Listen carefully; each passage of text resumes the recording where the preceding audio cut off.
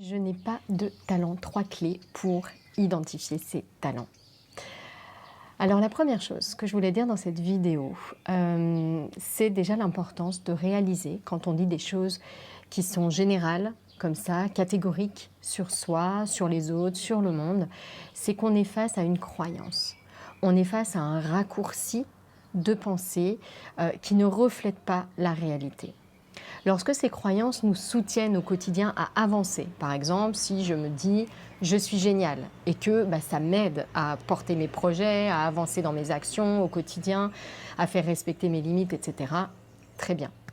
Lorsque ces croyances sont limitantes, c'est-à-dire qu'elles nous plombent du type je suis nul, eh bien, dans ces cas-là, il est vraiment important d'apprendre en fait à reconnaître déjà la croyance, ce que je suis en train de vous expliquer, et surtout de la transformer.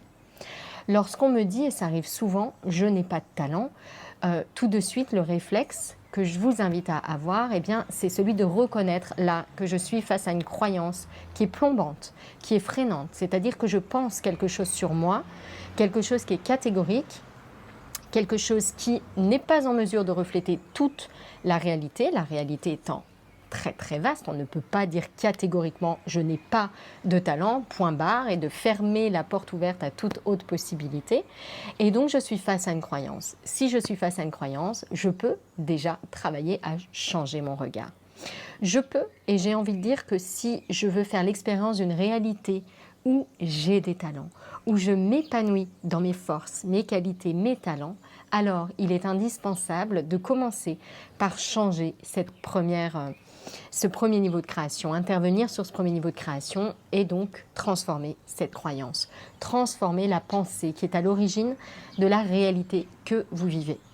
Donc si vous êtes convaincu que vous n'avez pas de talent, si vous le répétez, si vous le nourrissez, consciemment ou non, silencieusement ou pas, eh bien vous allez faire l'expérience d'une réalité, d'une vie de tous les jours où vous n'avez pas de talent. Donc la première chose à faire, c'est de changer votre regard sur cette notion de talent. Vous êtes face à une croyance, je vous invite déjà à mettre de la nuance.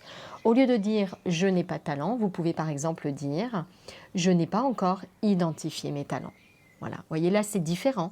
Vous reconnaissez qu'à l'heure actuelle, vous ne connaissez pas vos talents, en même temps vous ne fermez pas la porte à autre chose. Donc ça c'est la première chose. La deuxième chose que je voulais aborder ici, c'est l'idée qu'il n'y a pas d'erreur dans la nature. Vous êtes choisi, vous êtes attendu, vous êtes aimé tel que vous êtes.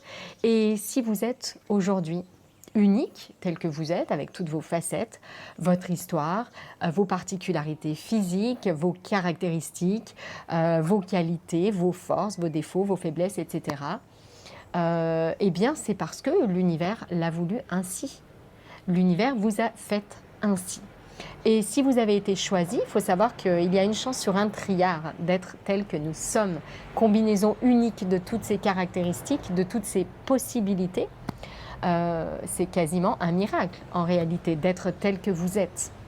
Eh bien, il n'y a pas d'erreur dans la nature. Si vous êtes exactement comme ça, c'est pour une bonne raison. C'est un choix qui est voulu encore une fois. Donc, je vous invite à faire évoluer votre regard sur vous, déjà en transformant cette croyance, et ensuite en cultivant cette nouvelle idée. Il y a une chance sur 1 trilliard d'être tel que je suis, il n'y a pas d'erreur. Je suis choisie pour être exactement celle que je suis. Alors pourquoi c'est si difficile pour nous de trouver nos talents? Moi je vous comprends très bien si vous vous posez cette question et si vous avez le sentiment de ne pas avoir de talent, parce que pendant très longtemps, j'avais beau avoir de très bonnes notes, un beau cercle d'amis, de belles relations avec les autres, j'avais beau avoir construit des jolies choses dans ma vie, j'avais le sentiment de n'avoir aucun talent. D'abord parce que j'avais un regard très plombant sur moi, avec un manque d'amour de soi très très profond, très ancré. Également parce que je me trompais sur le terme de talent. Pour moi, les talents, c'était, je sais pas, de savoir jongler, de savoir jouer au foot, d'avoir des facilités incroyables dans une activité musicale, artistique. Et j'avais du mal, en fait, à voir toute la gamme de talents. Je restais vraiment sur cette conception très étriquée, très restreinte des talents. Et puis, autre chose que nous vivons, c'est nous vivons dans une société qui a plutôt tendance Alors, est-ce que ce sont les principes un petit peu de la République, cette notion d'égalité qui a été ou qui se concrétise, se manifeste dans notre société sous la forme de on essaie de faire en sorte que tout le monde se rapproche d'une sorte de moyenne. Et je crois que faire comme ça, alors bien sûr je ne critique pas les enseignants, je comprends, ils ont devant eux 25 à 30 enfants, si ce n'est plus, tous très différents, et on ne peut pas faire avec chacun, quand on est tout seul face à une classe toute la journée, il faut être vraiment cohérent et logique avec ça. Maintenant, le fait est là, c'est qu'on a plutôt tendance dans notre société à essayer de tous nous rapprocher d'une moyenne. Et donc on passe beaucoup de temps, c'est également vrai dans le monde de l'entreprise d'ailleurs, on passe plutôt notre temps à essayer de corriger nos points faibles plutôt que connaître nos forces, nos talents et les mettre en lumière, les mettre en valeur. Donc ça, je crois que c'est un phénomène de société qui existe aujourd'hui et qui fait que on ignore nos talents. Disons que rien ne nous pousse à connaître nos talents et à les valoriser en fait, à l'heure actuelle, dans les institutions en tout cas. Un autre phénomène qui se produit, et ça moi j'en ai longtemps fait les frais, c'est le fait d'être un peu jugé comme orgueilleux, narcissique, dès lors qu'on s'intéresse à ses talents, dès lors qu'on se valorise, dès lors qu'on apprend à s'aimer. Peut-être qu'on le fait de manière maladroite au début, peu importe. En tout cas, on a vraiment ce retour-là dans la société.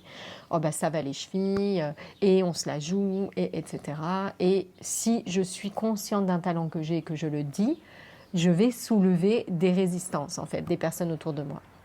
Et donc, je crois que tout cela, ça a créé les conditions propices à ce grand constat, c'est qu'on ne connaît pas nos talents et qu'on est souvent persuadé de ne pas avoir de talent, comme moi-même, j'ai pu le penser longtemps. Donc, voilà d'où ça vient, ce manque de clarté sur ses talents. Voilà comment reconnaître la croyance, comment la transformer. Et puis pour terminer, je voulais vous proposer quelques pistes, 3 clés pour identifier vos talents si vous êtes dans ce manque de clarté, dans ce flou sur vos talents. La première chose que vous pouvez faire, c'est questionner votre entourage. Demandez à vos proches, aux personnes qui vous connaissent le mieux, quelles sont mes forces ? Qu'est-ce que, à ton avis, je fais mieux que les autres, plus vite que les autres ? Voilà. Qu'est-ce qui est facile pour moi, plus facile que pour les autres ? Donc ça, c'est une première chose que vous pouvez faire. Une deuxième chose que vous pouvez faire, c'est de vous poser à vous-même la question. Lorsque je suis seule, qu'est-ce que je suis portée à faire ? Qu'est-ce que j'ai envie de faire ? Qu'est-ce que je fais facilement ? Qu'est-ce qui m'attire en fait ? Et surtout, ici, un point d'attention, c'est d'élargir ce que vous considérez habituellement comme talent. Réunissez ici toutes vos forces, que ce soit des actions concrètes, créatives, que ce soit des aptitudes que vous avez, que ce soit même des compétences. Essayez vraiment d'élargir les choses. Et puis une troisième clé, à mon avis, quelque chose à cultiver qui prend en fait un petit peu de hauteur, c'est vraiment de changer en profondeur de paradigme sur vous-même. Je vous l'ai déjà évoqué tout à l'heure, c'est sortir de cette idée que je n'ai pas ma place, je suis de trop, je dois me battre pour trouver ma place ou pour exister, et faire évoluer cela, changer toutes ces croyances de fond qui sont plombantes en quelque chose de beaucoup plus positif, beaucoup plus soutenant, comme l'univers m'a choisi parmi des trilliards, des trillions d'autres possibilités, une infinité d'autres combinaisons possibles. L'univers m'a choisi, je suis voulu, je suis attendu exactement pour celle que je suis. Si vous cultivez ce regard très positif sur vous-même, mais de manière plus générale sur le monde, sur les autres, ça va vous aider en fait à être à l'écoute de vos qualités, à l'écoute de vos forces, à l'écoute de ce que vous faites bien habituellement. Parce qu'il y a un peu ce focus, encore une fois, ce filtre très plombant, très freinant qui est là et qui vous empêche d'accéder pleinement à votre lumière. Enfin, si vous avez envie d'avancer de manière équilibrée sur ce cheminement personnel et spirituel, je vous invite à regarder la conférence que j'anime. Dans cette conférence, je partage notamment 8 étapes clés pour créer la vie qui vous ressemble.